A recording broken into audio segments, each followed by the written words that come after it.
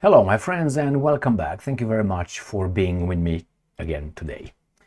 Donald Trump's smack on Zelensky did not take long. He is giving Zelensky a little slap regarding Zelensky's argument, we can't have a land swap with the Russians because the Ukrainian that is, constitution forbids us to do so.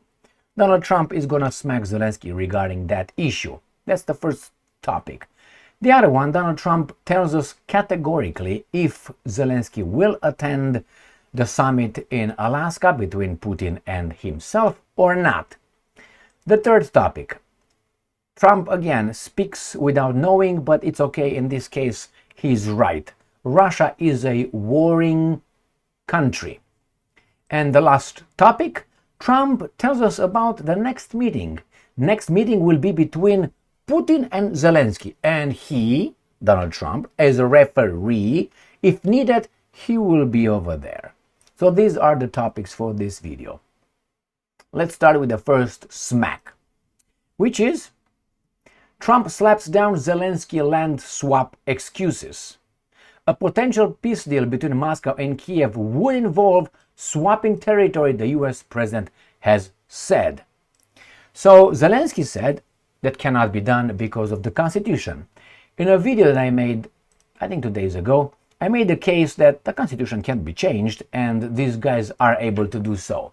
And talking about the land swap, what are you having in mind? And again, I pointed out to this maybe imbecilic land swap. So this is Ukraine, this is what the Russians already have, plus the Crimean Peninsula, and the Russians are in Kharkov here, are also here a little bit, also here in Sumy, and right here a little mini more right there. So probably Trump says, well, Russia will give you that back, and this right here, and you're gonna give all this to the Russian Federation. I don't see what other land swap Trump was told, because he doesn't know. If you give him a map, I don't know if he's gonna figure out where Ukraine is. I'm just kidding. He's not Biden. So, the first one. And what is Trump telling Zelensky about, hey, constitution? What are you talking about? You've been at war for so many years. You did not need any constitution to go to war. Now you need a constitution to swap territories to get peace. Anyway, it's kind of like a weasel way. But hey, let's see what he has to say. US President Donald Trump has again said that a land swap for peace will be discussed at the upcoming summit with Russian President Vladimir Putin in Alaska. The statement clashes with Ukraine's, thank you very much, Vladimir Zelensky's earlier refusal to consider any territorial concessions. And I'm quoting, they've occupied some very prime territory, they being the Russians. We're going to try and get some of that territory back to Ukraine, Trump said, implying that some areas might remain under Russian control in future settlement.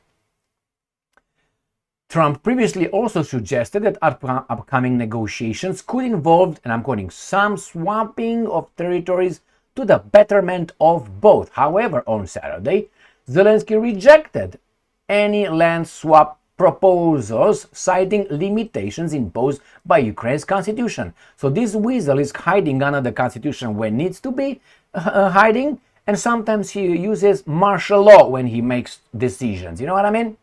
During his press conference, Trump expressed frustration over Zelensky's insistence that any territorial concessions to Russia would require constitutional approval, which is correct.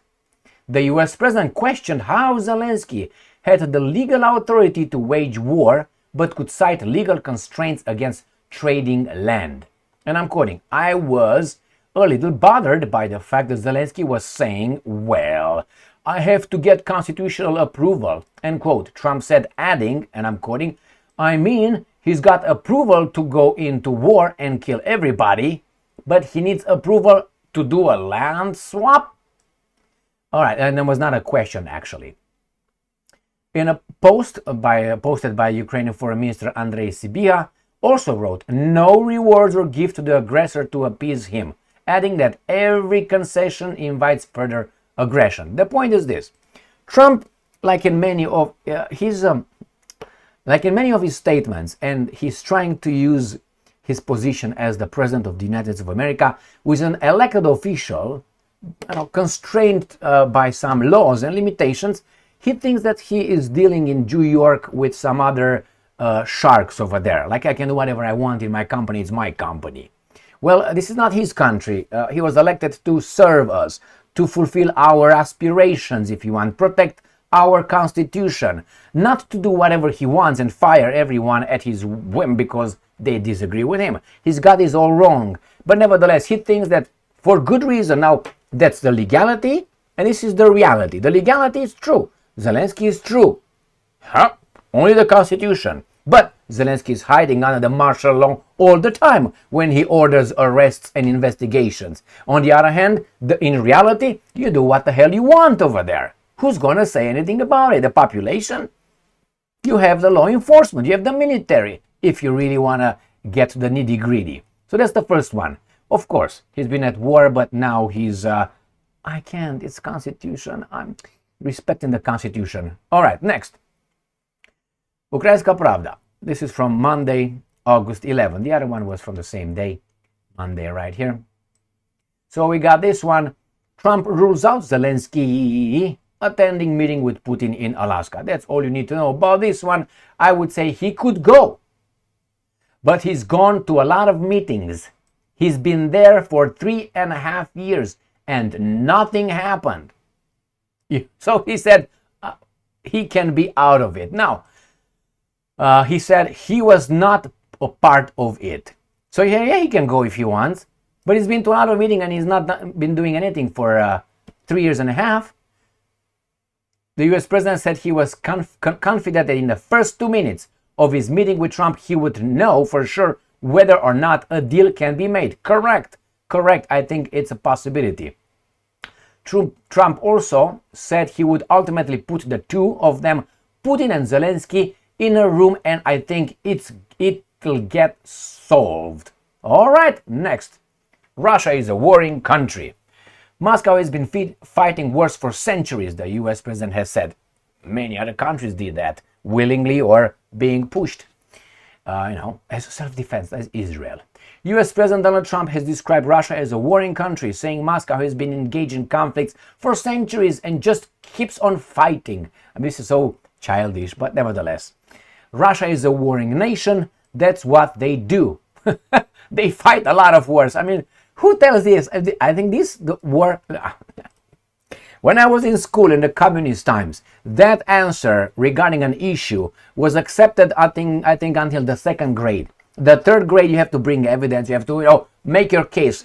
That's an answer of a 2nd grader, I think, in my books. I don't know about you, my friends. Russia is a warring nation. That's what they do.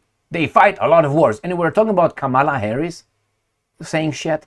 A friend of mine said Russia is tough because they just keep on fighting. So a friend of him told him that, therefore must be true. They beat Hitler, so did we. And they beat Napoleon. They've been doing this for a long time. Well, yeah, but they lost in the Crimean Peninsula, didn't they? The Crimean War, or they won there. Remember that? I mean, let's move on. He knows shit about history, especially European history. He doesn't know. He's told by friends. What if that friend has an interest? Let's say his name is Bernstein. He's going to tell him whatever Bernstein wants, and Trump is going to get it because that's his friend. What kind of friends? Do you think Trump has friends? Or just business, how do you call them, partners? All right, and now let's see how he's going to put Putin and Zelensky in the same room. I hope alive and not under key.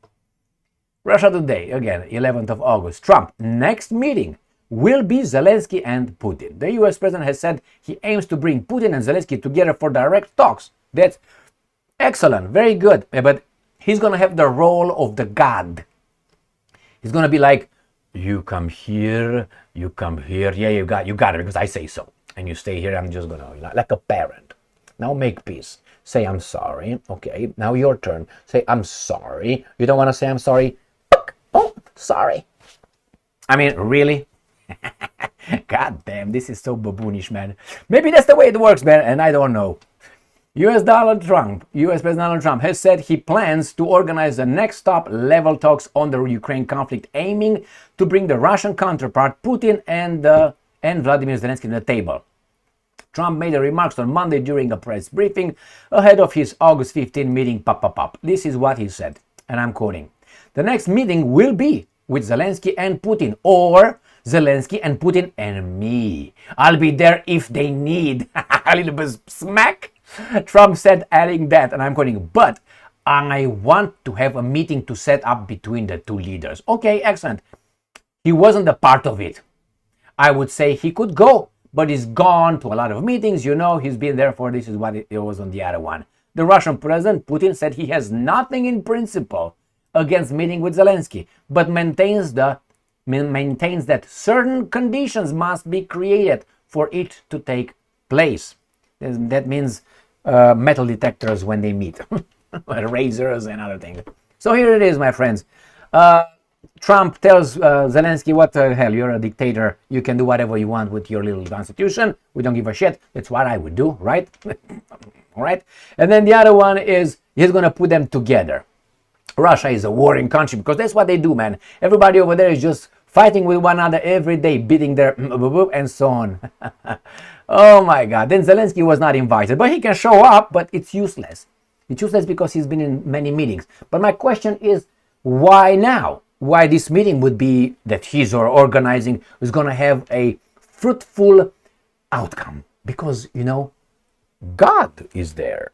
Mr. Trump. That's why everything's going to go perfect, man. It's golden. Well, good. I hope they meet. I hope they end this war. I hope that Ukraine will become part of an understanding. The Ukrainian people will have a prosperous, free life and will be integrated in the at the bosom of nations. Thank you very much for being with me again today, my friends. It's a warring nations. That's what they do. Jesus Christ. Stay strong, stay smart, look for the truth, and be just.